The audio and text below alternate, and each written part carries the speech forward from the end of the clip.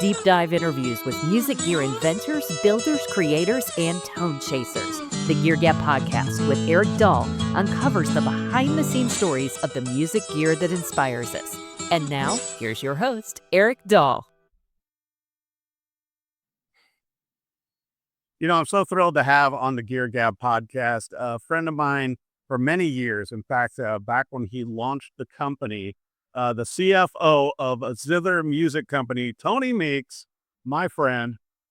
I mean, Tony is like, it was so funny getting ready for this show and knowing you from the very start of this company and being friends with you. And certainly you've been there for me as well. But then, I got to cover your early and once again, your evolutions of Zither in different magazines and in different ways, and even use them on the Rock and Review TV show to hold instruments. But it is so good to see you and have you on the show. Thank you. Thank you so much. What an honor. It really is. And you are actually in your factory right now, right? I am. We have moved recently. We're in a 3,000 square foot shop, and the old shop was 8,000 square feet. So I know we've condensed everything down, but here's the beautiful part of it. We're now more efficient. We've had to be, we've been forced to be, and the quality is still right up there, and that's the way we want to keep it. Well, and before we dig into, the products that Zither makes, which are just incredible, and people don't even know, Tony, all the places they have seen them, and from movies, TV, music stores, you name it. But let's talk about you a little bit first, Tony, to where your background, and I learned some things that I did not know about you until we dug into where, you were actually a child star, for commercials and magazines. You were like a magazine model. I can't take credit for being a star, but I was in different magazines and catalogs as a kid, modeling clothes, and that's because the proximity in which I lived. We lived in LA, and I did commercials. I was fortunate to do that. And one of the lines that I love is, I told a guy, because I heard this years ago, hey, if you ever need a guy that looks like me, I look like me. And so what a great line. The betas, I mean, it does not surprise me though, with you being in the magazines and in commercials. Like you said, next door neighbor would just say, hey, I'm doing this thing. I need some kids. Get in the car. Yeah, and that's what we did too. Yeah, it was the Weezer family, Scott, Terry, and Mark, 3 boys, and myself and my brother. My brother was too young. He wouldn't do it. So we would hop in the station wagon, and the father would drive us to the lot and say, okay, you guys walk this way. Like, oh, okay. And put these clothes on. Oh, okay. Don't sell. Was it kind of weird at the time though, to like see yourself in like all these catalogs? Because, when you and I were coming up then, everybody lived for when the catalogs came in. Right. Because then you would go through with a pencil or an ink pen and put little stars next to everything you liked, but it got kind of wild to get the catalogs and stuff in and go, hey, that's me. Well, it was a lot of local stuff too that nobody saw out in the real world, So I remember doing Alber's feed store. Oh my Okay, God. it was a feed store, and that was kind of fun. But yeah, it was all sorts of weird stuff back in the day. But yeah, it was. Well, and you've had so many different incarnations of your career as well, which I certainly, I knew about when you were, in the medical, side of things, but I didn't know about like Coca-Cola and all that. Yeah, I went to work part-time at Coke as an accountant, and then they offered me a staff position, and I worked for Coca-Cola, which I really enjoyed. I love Coke, was really a great company. And then I got a call from a headhunter that asked me, hey, would you be interested in entertaining an offer with a medical company? I said, look, I'm really happy at Coke. And then he told me how much I would make my first year. I said, I'm not that happy. Which is all about, it's all about the business thing. Well, and also though, in your spare time, you'd been a pastor and also mayor. I was. Yeah, those are things that I did. Yeah. How incredible. Well, I've got to ask you then, because, with the Zither, which is where, you and I really connected and have been friends since the beginning. what was the concept behind this with these, what started out as guitar stands, and then evolved into so many other products. Right. How did you come up with this idea to launch this back in 2008? Okay. Well, and again, everything that I've done in my life, I have to owe credit to God because I'm not that smart. God made all of this happen. I just happened to live next door to a family that was in, the entertainment business and all of this other stuff. Those things I did not script. Okay. I'm not a smart guy. In 2008, I decided that I was going to make an instrument that was easy to play for kids because I wanted my kids to play guitar. And so I started making what Bob McNally made, a strum stick. But Oh yeah. I did not know of the strum stick until I started making this dulcimer inspired instrument. And then I came across the strum stick. I'm like, oh, somebody's already doing that. And I started making these and selling them. And Toby Keith got one of them, and which was really crazy for me. But I could not scale. And a guy that bought one of my stands said, one of my instruments said, you need a stand for that instrument. I said, I don't want to make a stand. He said, you need to make a stand because it won't fit on any other stand. And so he made one.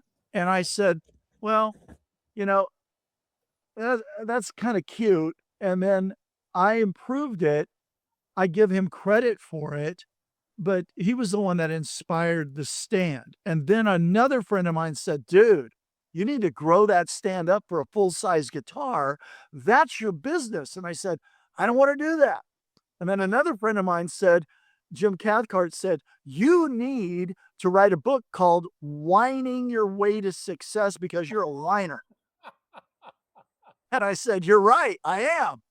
So my attorney friend said, make this thing for a full-size guitar. And I said, well, what do you know? You're an attorney. So I made it for a full-size guitar. And through the inspiration, Eric, through the inspiration of desperation, I made 10 of them and drove to Houston and sold them. Yep. And then it just started rolling. Well, and I remember that story too, Tony, because I remember, you and I talking about that, not long after that time to where you drove them to Houston, sold 10, and then by the time you got back home, they were like, we're sold out. Yeah. It's like they they got a call and said, we need more. We need more. I had not been in Houston an hour, and I was driving back. Now, I did not have gas money to drive back from Houston. I had money to get there. I did not have money to feed myself. I'm living in a warehouse at the time, and I'm behind on my rent, and I'm driving back from Houston because the first guy paid me cash. So I had money for gas and money for lunch. And I'm driving back, and I get a call from the first shop, and they said, hey, are you the guy that sold me the stands? I said, yeah. He said, we're sold out. Can you bring me more? I'm like, okay. And so, Oh my gosh. yes. And I mean, what a blessing. But, it was so interesting to me, though, because like, you didn't even want to do it. You didn't even want to build these stands. But, what inspired me about you the first time I met you was just bubbling enthusiasm.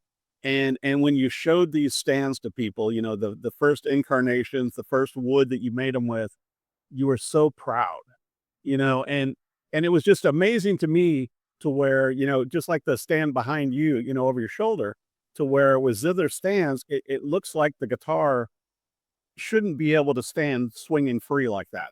But with your design, with the neck holder and with the curvature of the wood behind, and then the base, and then, and once again, at the NAMM shows, I saw them fully made, but then when you ship them out, it's just ingenious how you package these. I'm not where that they come in these flat boxes, and it takes you 5 to 10 minutes. I mean, it comes with, the bolts and put in the neck holder, at the top, and then it comes with a little bottle of oil so you can keep it oiled up and in good shape. Okay, I well, mean, let me tell you the truth. You want to know the truth? please. Here's the truth. I'm not that smart. I'm seriously not that smart. I took the stand to a box company. I said to this guy at the box company, I want a box for this. And he goes, okay. I said, I want it to ship flat, kind of like that box over there that you're shipping lights in. And he goes, oh, okay, well, we can fix that. And look, the 2 bolts in the bottom of it. Okay. When I meet my wife, Debbie, she knows I am quite a catch. I'm living in a warehouse. I'm washing my clothes in a mop bucket. Okay. And I tell her, hey, I got to go to California. And while I'm in California, I would like you to ship 2 screws with washers to every address I'm going to send you because I sent a pallet to Amazon and forgot to put screws in all 60 stands. She's like, oh, this guy's a genius. But she married you. Yeah, she married me. And she said, and look, I'm sober only 10 months when we meet. And she said, I saw the God in you that you love. And I was betting on God in you. Wow. And when you have people that can see in you what you can't see in you, that's the people you go with. Oh my gosh. You did that in my life. Yeah. Well, when you and I first met, it's like, and you told me your story, because you were living in the warehouse at the time. And I'm like going, I knew I wanted to be part of the story, a small part, tiny part, to help you to get the word out. And I'm like going, give me a stand and I will cover you in all the magazines I write for. And bing, bing, bing, bing, bing, I started getting orders because of that. You fed me. Dude, I'm serious. You made my rent of $350 a month. I couldn't make $350 a month. But it's like, but you're one of those people, Tony, and you and I have been friends for this long to where it's like, I believed in you, I believed in your product, and I believed in helping get the word out, with the magazines, with Maverick Country at that time also, and with all the other magazines. It's like, it mattered. And I think what a lot of people don't understand is your backstory, because that's what matters also.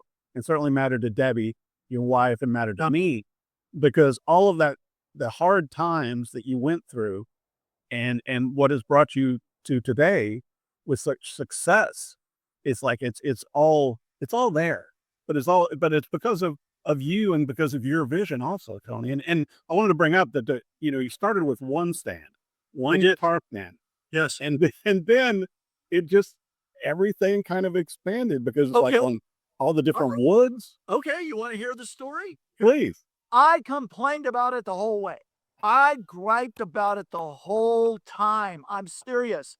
I'm making these guitar stands and somebody says, hey man, my bass won't fit on that stand. Would you make it for a bass guitar? I'm like, well, a jazz bass will fit on a regular guitar stand. And he goes, well, I got a Rick. It won't fit. I'm like, okay.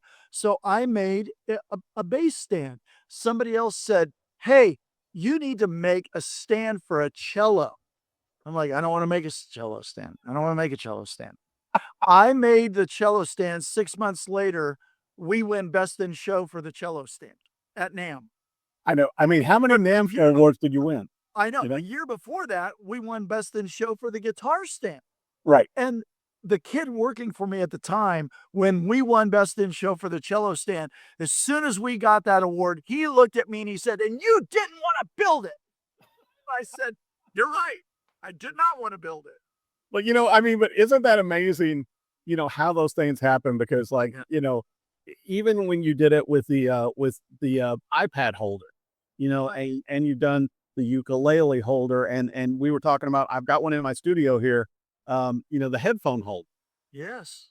And all these different innovations, and even, to your credit, the double neck guitar stand you developed, which is just beautiful. Yeah. Thank you. But it's like all of these things. And then I think what impressed me also, Tony, was how you added in incredible woods. Because, what I told you whenever I first saw them, and it's like, because, we're artsy guys. Yeah. It's like, they look beautiful as instrument stands sitting there in your studio, in your guitar room, in your music store. But also they're so functional, because no matter how weird your instrument is shaped, the Zither music stand can accommodate it. Okay, you want to A hear? lot of stands can't do that. Okay, you want to hear the real story? Please. Okay, I'm telling all of it right now. Okay, you see the back of this stand? Yeah. I designed this stand around the guitar that I owned at the time because I sold all my guitars. I designed this around the Ovation. Oh my gosh. If it were not for Jim Hennessy and on stage, the music people, there would be no Zither guitar stand. Oh my gosh. That is incredible. I had no idea. Yes. Jim Hennessy is, I think he was an incredible man, incredible man. And I wanted an Ovation when I was a kid. I was gigging, I was playing in a rock band and all of that. And then I got seeing all of these Ovation guitars. I want an Ovation. And I had no idea about Jim Hennessy's story and everything. And then I made this, the first stand I made, I designed it around my Ovation guitar. My Ovation. So it handled the round back. Yes, it fits perfectly in there. My daughter, my oldest daughter, Jessica, said, "Dad, I want your Ovation guitar." I'm glad I gave it to her because sales were great. I sold everything. I sold all my guns. I sold all my guitars. I sold everything to keep in business. And if I had that guitar, I would have sold it. Wow. Yeah. Wow. Thank goodness she has it. But also if but all those things brought you to the point now, because I wanted to bring up, as the company, evolved from 2008 and, and you started doing different kinds of woods because, I was telling you, certainly I've been in a lot of studios here in Nashville, and how many studios feature Zither guitar stands because they're aesthetically pleasing. They don't just look functional. They're something more. And I want to talk about too, like down the road where you started etching in, the guitar company names in the bottom right. But how did you end up moving to different kinds of woods?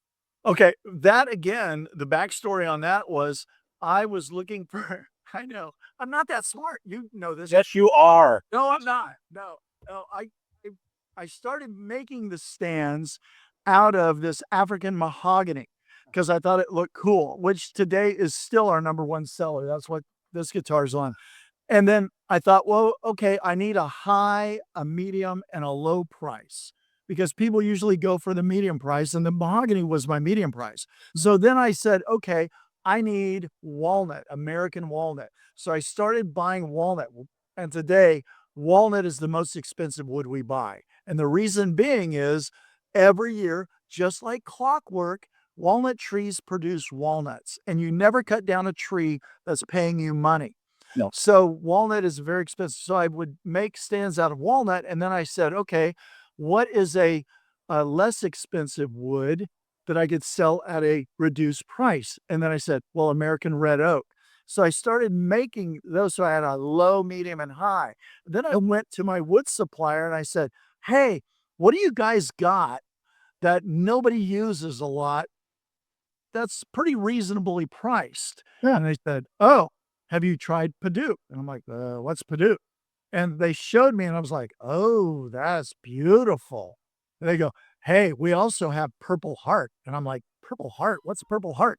Yeah, the wood grows purple. I'm like, what is this witchcraft you're telling me? The wood grows purple. And it does. And so I started making Paduke, which is a brilliant orange crimson color, started making Purple Heart, and people love that. And then I said, okay, people like maple too. So I started making American maple.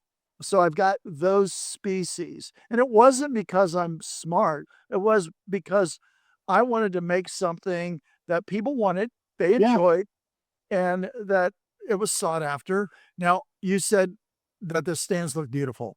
They do. Debbie, my wife, is an incredible woman. She left she was a hairstylist, owned salons, and she gave up all of that to work with me as Zither. And I said, okay, I'm going to make you CEO and I'll be CFO. And she said, okay, not a problem. And so Debbie, when we go to guitar shows, Debbie will talk to the guys and she'll say, they go, wow, those are great. And she will say, they're wife approved. But you get set. Yes, you could set your guitar in the living room, in the family room, in the den, and leave your guitar out. It doesn't look like the metal lawn furniture that most things look like. No, no slam to them. No, not at all. But I mean, but that's what, to me, and I know I told you this whenever we first met and started talking about them. Just like, I mean, I think instruments look sexy. They're artistic, they're beautiful, and you make beautiful music with them. But then your stands match that. To have a stand that's like going, wow, that's attractive by itself, and looks like art and furniture instead of just a functional structure. So I think that's what you did different with it. Yeah. Well, you ask about laser cutting companies' logos on the base of the stand. Because that started not that long ago. Right. And we got a call from Taylor. Taylor Guitars called me and said, hey, we saw your stands at Santa Barbara Guitar Bar, which is no longer. It was a bar that sold guitars, and it was a great concept, fantastic. We saw your stands. We want to introduce the V-Brace guitars at NAMM on your stands. I'm like, wow, that's great. Yeah, could you laser cut our logo on the base of the stand? And when you're starting out, you say yes to everything. I said, oh yeah, we can do that, no problem. Then I was like, how are we going to do that? So I reached out to a company that did laser cutting, which we since became friends with these people. And they encouraged us to buy our own laser cutter, which we did. And so we had them cutting the Taylor logo on the bottom. And we're shipping them to Taylor, and they're like, yeah, we love these. These are great. We went to NAMM, and of course, and then we had our stands there, and we put them together for Taylor. We were all excited, and it was fantastic. And then other companies saw that and said, would you do the same for us? And we said, oh yeah, we specialize in that.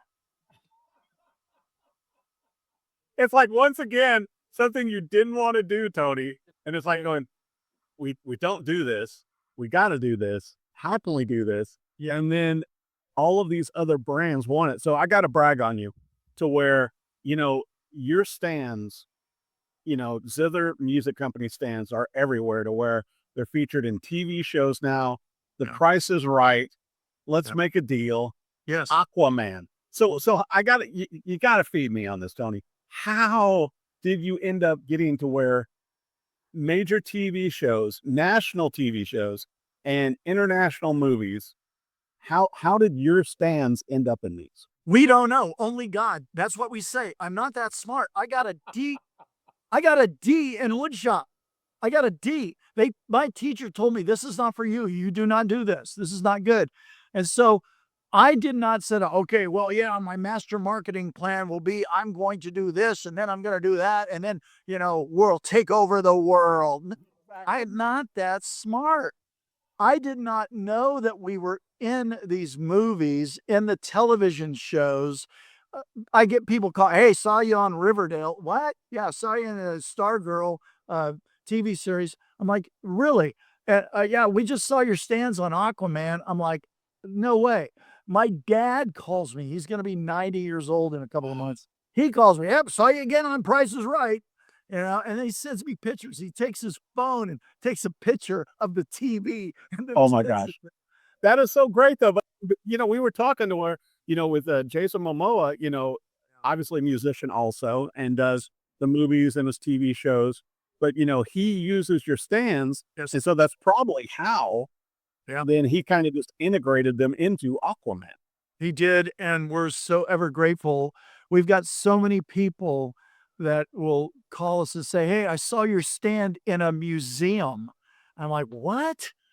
Earl Scruggs' instrument is on our stand in a museum. And I'm like, wow, how does this? Only God. And I got to say, look, I am very conscious of where I've been and what my life has been like. And God has given me this gift, and I treasure this. I hold this as a a sacred trust.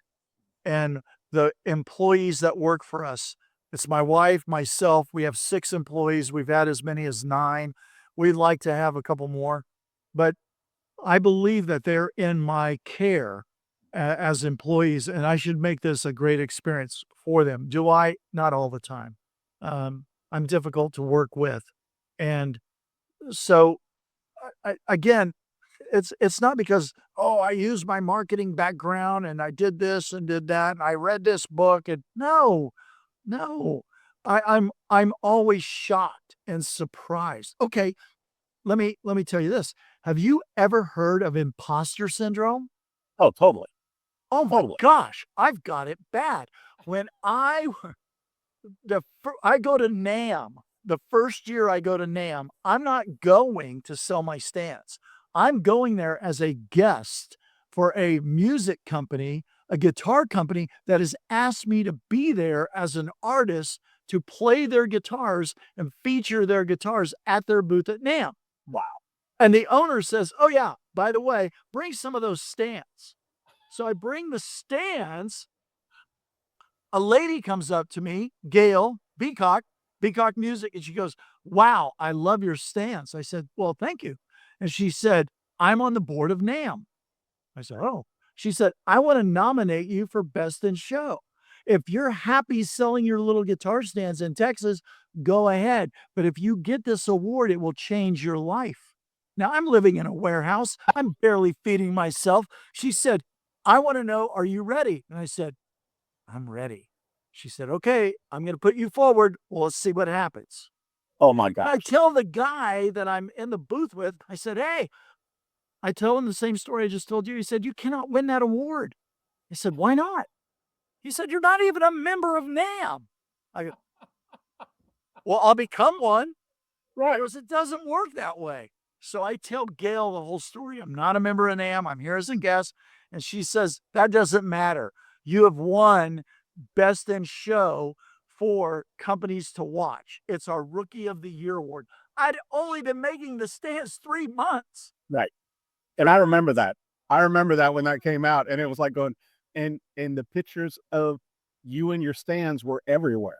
Yes. And what happened, Eric, is when I got that award, I took that award underneath my arm and I ran out of NAMM.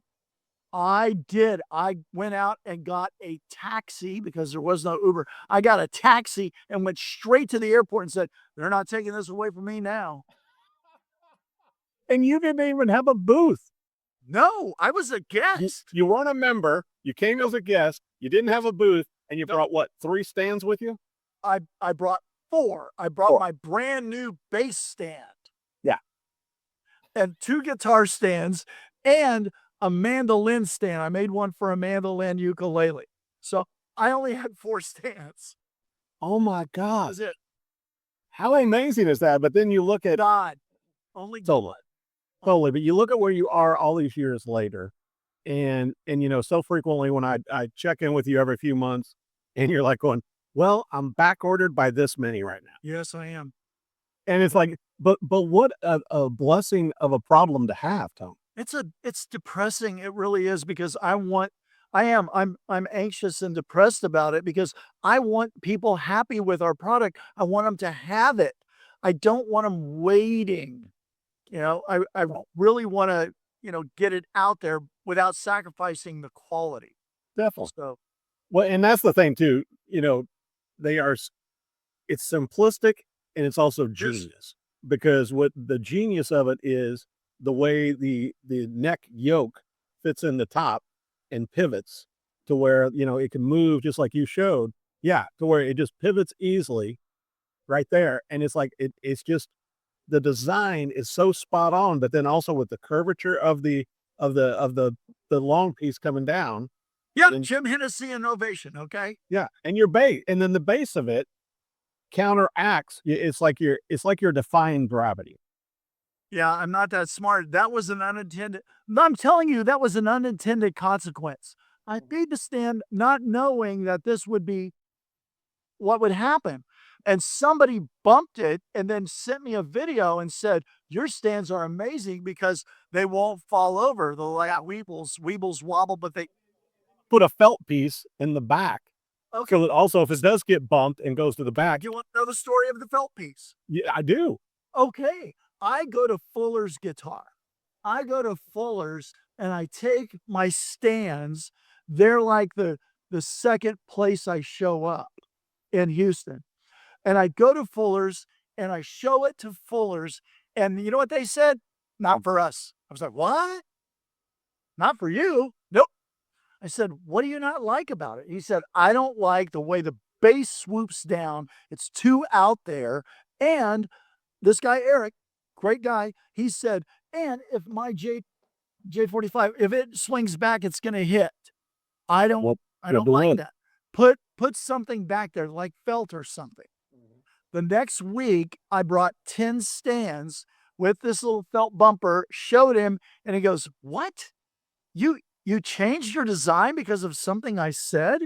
And I said, Eric, if I want somebody to tell me how great it is, I'll go talk to my mother. She'll say, yay, good boy, you went pee-pee in the potty all by yourself. That's excellent. But if I want real feedback, I'll ask people who don't have any dog in the fight. right. And he said, wow, this stand is amazing. I guess I got to buy it now. That is incredible. What a story.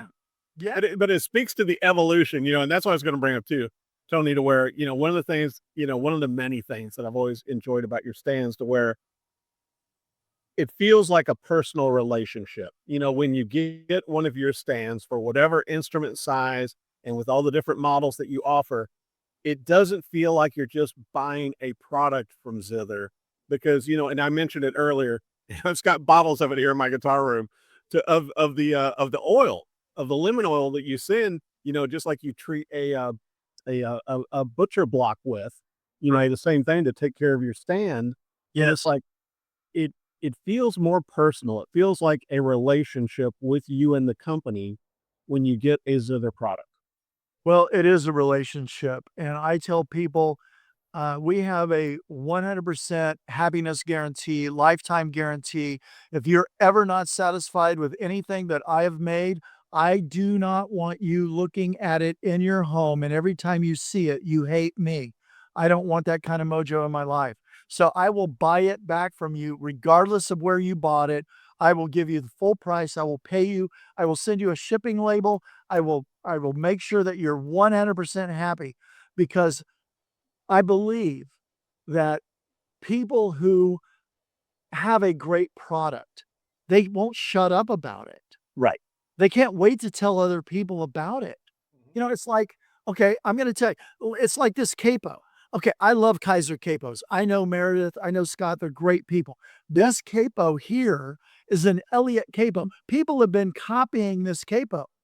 Scott Elliott owns the company. His dad started it. This is not a cheap capo. That's a $120 capo. Oh yeah. And they're handcrafted, beautiful, and they're just precision. I love it. I won't shut up about it. I tell everybody about it. But I think that with great music products and great music gear, that's why, a lot of times, as a lot of people will reach out to me and go, hey, what have you got in lately? What are you covering that you're excited about? And it's like, and sometimes it's like the smallest thing, Tony. Yeah, right. I got on one of the new iCloud deals. It's where it's a booster and it plugs in and it's like, oh my gosh. And it's powered by Phantom Power. And it's like, I got excited about that because it's such an innovative product. Yeah. But also to me, it's always interesting, just like talking with you. It's like, where did the idea come from? Just like with your stands and the innovations. And so how many different models do you offer now? We offer 15 different instrument stands from a ukulele, mandolin, all the way up to a double bass. So I started making the double bass stand. It doesn't hang like this. It sets and leans on the side. You can see it on our website. Okay. So I'm a musician and I want to extend my career. And I got to thinking, well, if you play guitar, you play in one band. If you play bass, you play in two. If you play drums, you play in three or more bands, okay? Which is true.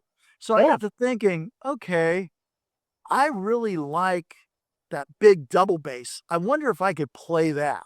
And I Right. wonder how many people play double bass in my area. Turns out, one other guy.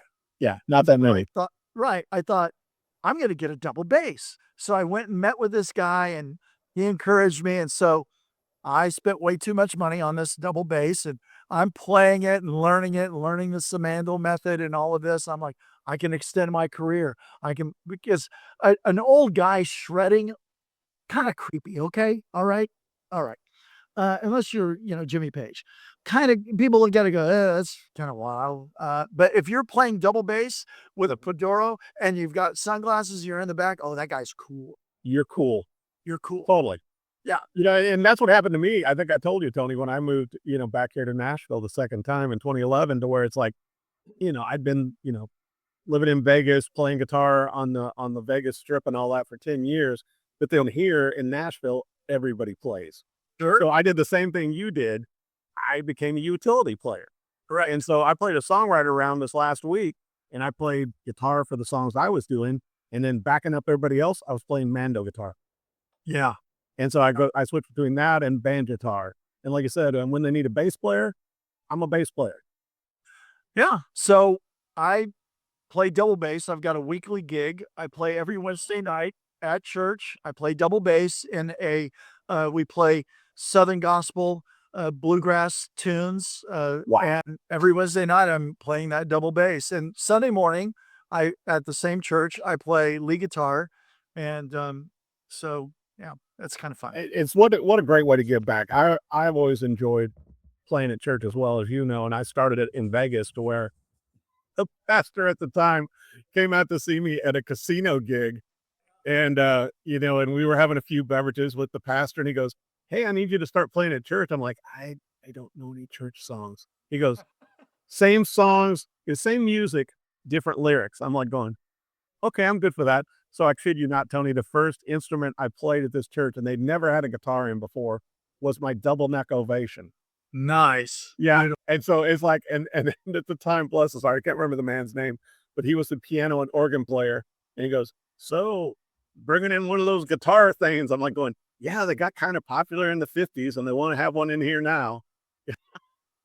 And I mean, now that church in Vegas, Good Samaritan Lutheran, they had all the different services are all fully contemporary Christian. And Yeah. and so it was nice being in the ground floor of that, being the first guitar, and then it's just always a good way to be able to give back playing the music. But I love it that you're doing the double bass, because Yeah. I've really had the itch to buy one again.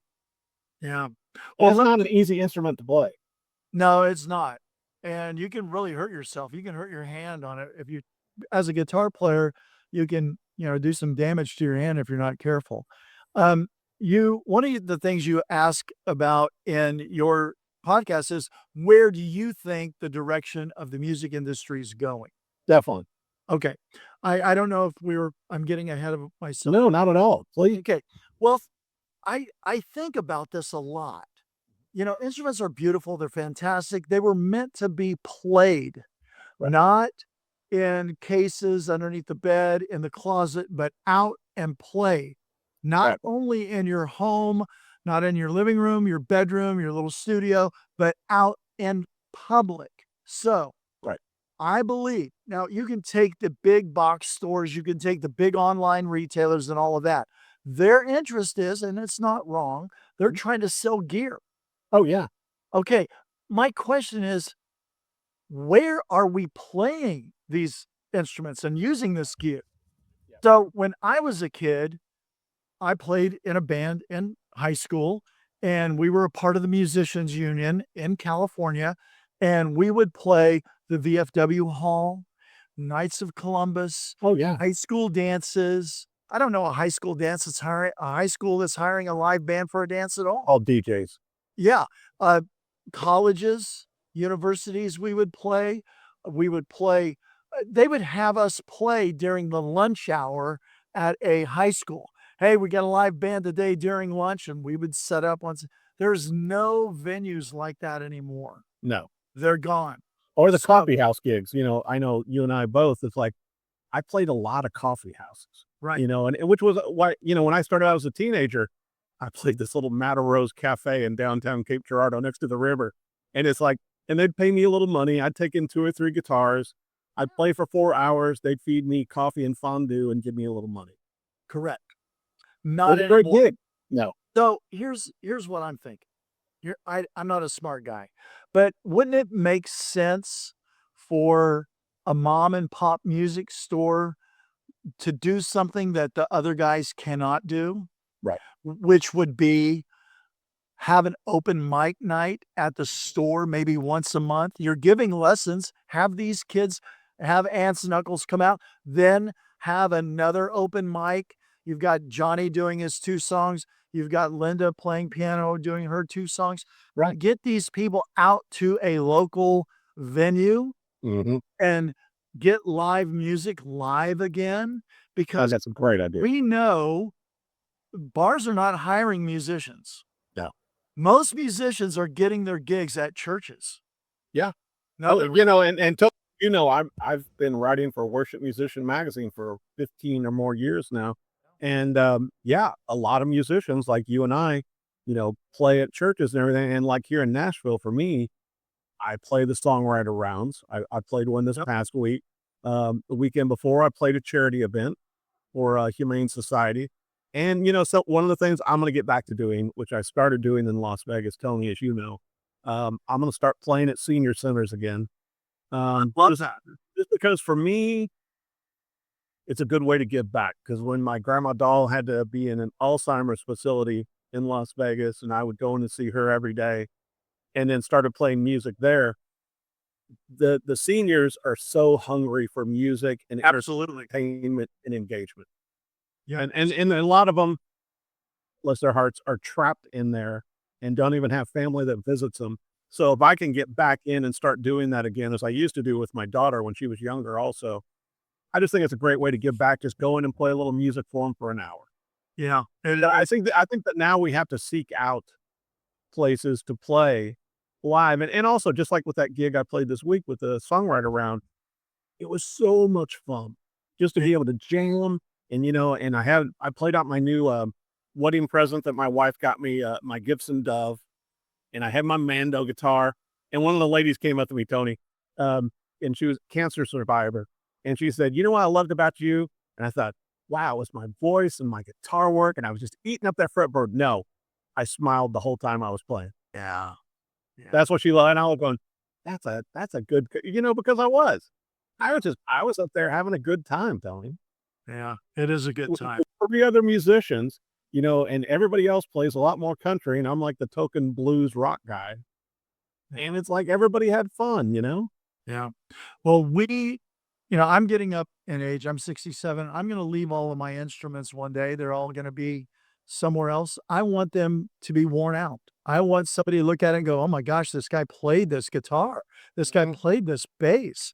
I want that, feeling. I want my patina all over it when they get it. And I want other people to do the same. I want people to play music live. And on the bottom of every single stand we make, I'll show you, on the bottom of everything that we send out, it has the verse Psalm 33:3. Wow. We put that on there because I know that if it were not for God's grace, I would not be doing this at all. I believe that God reached down and looked at me and said, you now do this. Right. And I'm grateful. And Psalm 33:3 says, sing the Lord a new song. Right. Shout for joy. And then my favorite part, play skillfully.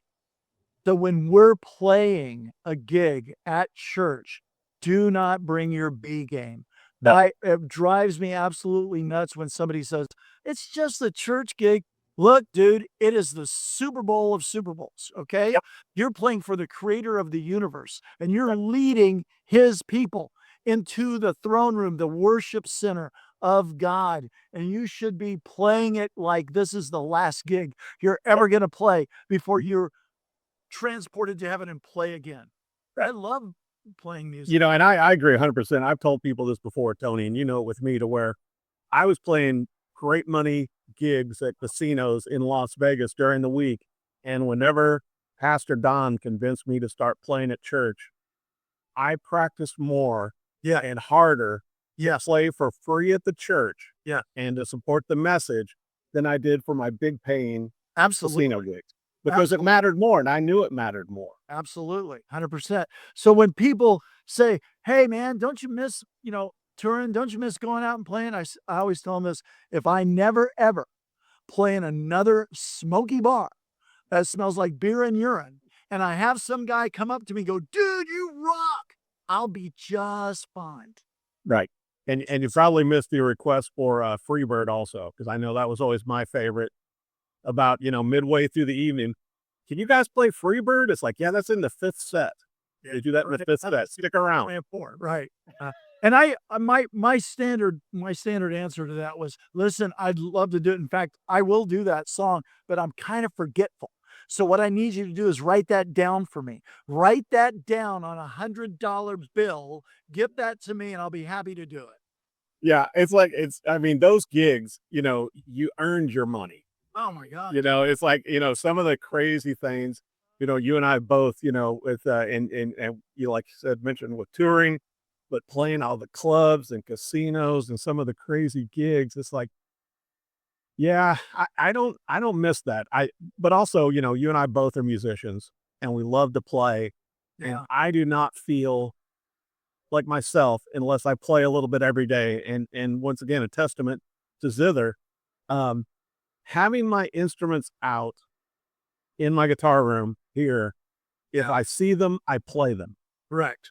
If they're in cases, and I'm not knocking anybody that does this, Tony. Nope. Some people are like, I leave them in the cases, I keep them all.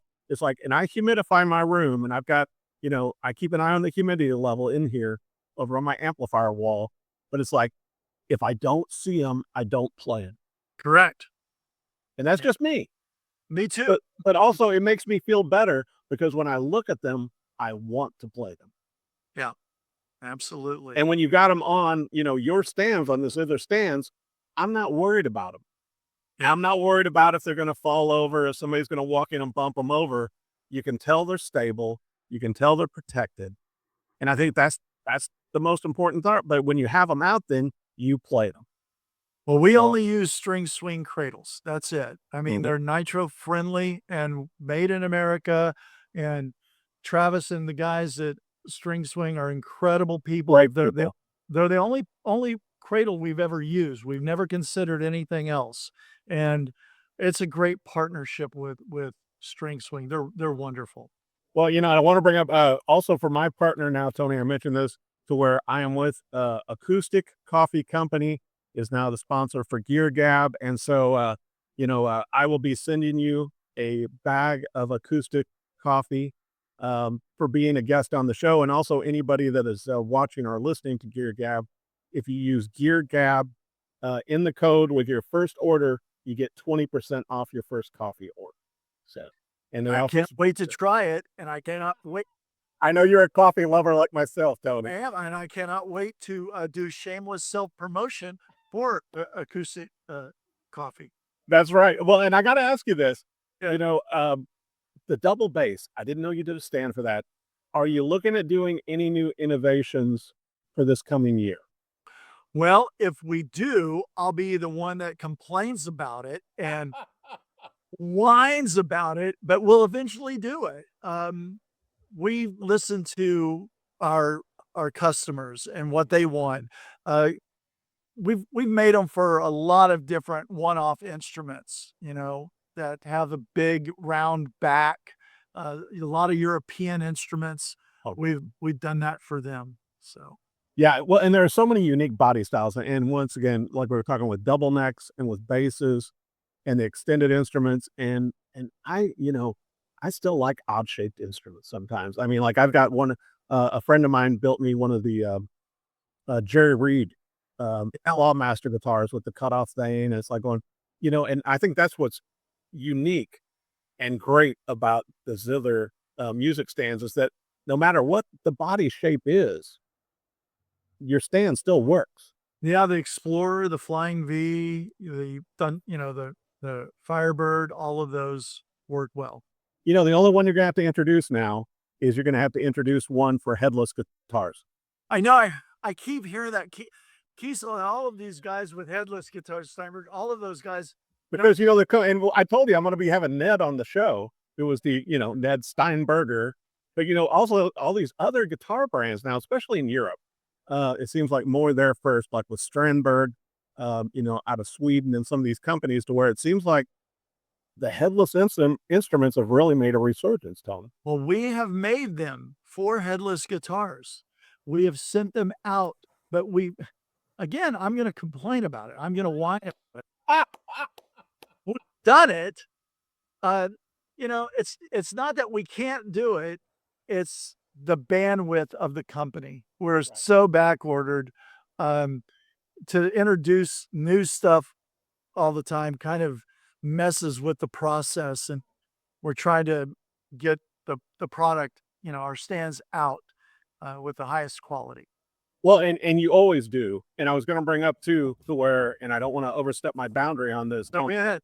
But musicians want, like if it's a special gift, if it's a wedding present, if it's a studio, if a music store, they can have it etched with a name in the bass, correct? We've done that. We've done it with anniversary, with wedding. We've had people say, hey, my husband's got this guitar. He's had it for years. I want you to put the brand name on it and the model number. We've done that. We put, when somebody has passed, a father, grandfather, this was his guitar. Could you put his name and, etch that in there? We do that also. We're happy, actually honored, because we know this is a cherished instrument. It's going to be in a prominent place, and people will look at it, and we want that. We don't want to take away from the instrument, but we're grateful to be a small part of it. I think it adds to it. I love it. I love your wife's statement, Debbie's statement, that it's wife approved. Yes, it is wife. Because I know somebody like me, it's like going, I have to have guitars and instruments everywhere. I've got 2 in the living room. I've got 2 in my office at the TV studio. I've got, behind this wall, it's like, all these instruments. It's like, and having them on Zither stands reminds me of you and meeting you the first time and becoming friends. But also anybody that comes in is like going, they always mention, it's like going, wow, those stands look great. Besides, having my nice, Martins and Gibsons and Taylor and everything hanging on them, everybody always mentions the stands, Tony. I appreciate that. That's a testament, because I don't think a lot of, and not knocking them, because we all use them, particularly when you're out on the road or at gigs, but the metal stands, a lot of times are just not as visually appealing.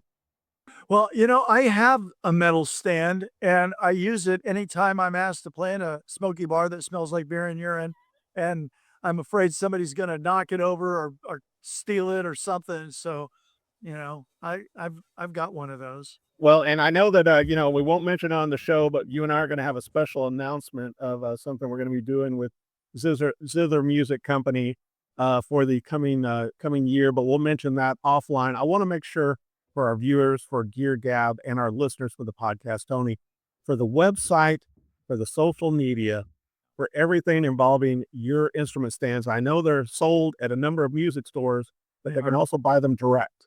Absolutely. We sell on Amazon. We sell on eBay, Etsy, and our own website. Our website is Zither, ZITHERUSA.com. And my phone number is at the top of every page on the website. My cell phone, if you want to call me, you're more than happy to take your call. And you need to understand that I have one of these flip phones, which I call, and I have one of these also, but this is the phone that I love. I call it my serial killer burner phone. Okay. It's almost like you're Captain Kirk with the Zither Music, Yeah. Like, and when I use it, people go, wow, I've never seen one of those. I'm like, oh yeah, that's brand new. It's a new thing. So, well, and I want to give you a personal thanks as a friend of yours, Tony, for always taking my call, for always texting back, for being supportive of the magazines I've written for the TV show was Rock and Review, and also for the Gear Gab podcast. We hit it off back, in 2008 and have been friends ever since. And I just want to thank you for your support as well, in the best of times and in the worst of times, Tony. Right. That's right. And we have no guarantee of tomorrow. And I cherish your friendship, and I'm honored to be a part of your life. And I tell people, if I can ever be of a help to you, let me know, because I believe that we're put on this planet to help one another. And that's what we should be doing. And I'm just so grateful that God has asked me to be a part of this. And I want people to enjoy their life and to enjoy their instruments, because if you play music, you're less likely to be anxious, depressed. You're more likely to enjoy life better and to get the most out of life. And so that's what I really love about what I get to do. Thank you. Well, I'll tell you what, I love you. I love your products, Tony Meeks of Zither Music Company. Thank you so much for coming on the show. Go to his website, check out all of the great products. There's a stand that'll work for you. And if you're listening to our Gear Gab podcast or watching it on YouTube, be sure and subscribe. And but go and check out Tony Meeks with Zither Music Company and get one of these great stands. Thank you, Tony. Thank you. Thanks for joining the Gear Gab Podcast with Eric Dahl. Subscribe to our weekly conversations on your favorite platform. And if you like what you hear, don't forget to leave us a review. Follow us on social media at Gear Gab Podcast. You'll never know who our next guest will be.